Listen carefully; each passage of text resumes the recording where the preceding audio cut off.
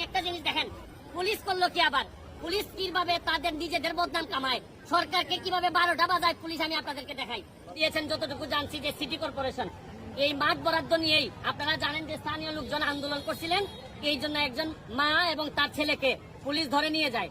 ধরে নিয়ে গিয়ে কালকে রাতেই উনারা ছেড়ে দিচ্ছেন। কিন্তু যে কথাটা আপনাদেরকে বলতে চাই, আমি এর আগে আপনাদেরকে একটা জিনিস দেখাইতে চাই। এই মাঠটার চারদিকে আপনারা একটা দেখেন, 1 ইঞ্চি মাটি নাই এই মাঠের চারদিকে, শুধু বিল্ডিং আর বিল্ডিং।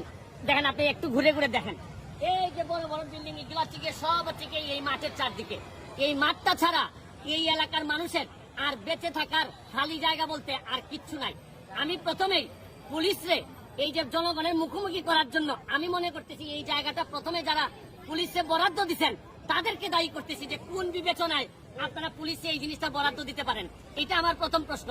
আপনি একটা জিনিস দেখেন, পুলিশ করলো কি আবার, পুলিশ কিভাবে তাদের নিজেদের বদনাম কামায়, সরকারকে কিভাবে 12টা বাজায় পুলিশ, আমি আপনাদেরকে দেখাই। একটা বাচ্চারে ধরে নিয়ে গেলেন আপনারা এখান থেকে, ধরে নিয়ে এই 13-14 বছরের বাচ্চারে আপনারা শিকের ভিতর 14 শিকের ভিতর আপনারা ঢুকাই রাখলেন। তার বিরুদ্ধে কোনো ওয়ারেন্ট নাই, তার বিরুদ্ধে কিছু নাই। আপনারা কি জানেন না যে একটা শিশু বাচ্চারে ওয়ারেন্ট হইলেও তো আপনি ওই জায়গায় নিতে পারেন না, আপনাকে অনেক প্রসিডিউর মেনটেন করতে হয়।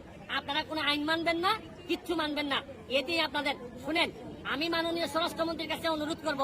আশ্চর্য বিষয় মাননীয় স্বরাষ্ট্রমন্ত্রী, আপনি আজকে দেখলাম মিডিয়াতে যে আপনি নাকি বলছেন যে একটা সিদ্ধান্ত পুলিশের জায়গা রিপ্লেস করার পর কাজ হবে, অথচ আপনার কথা না শুনে এরা দেখেন এই যে টানা কাজ করে যাচ্ছে।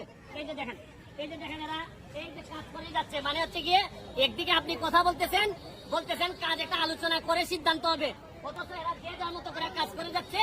আর প্রতিটা মানুষ এই জায়গায় আসলে থ্রেট দিতেছে।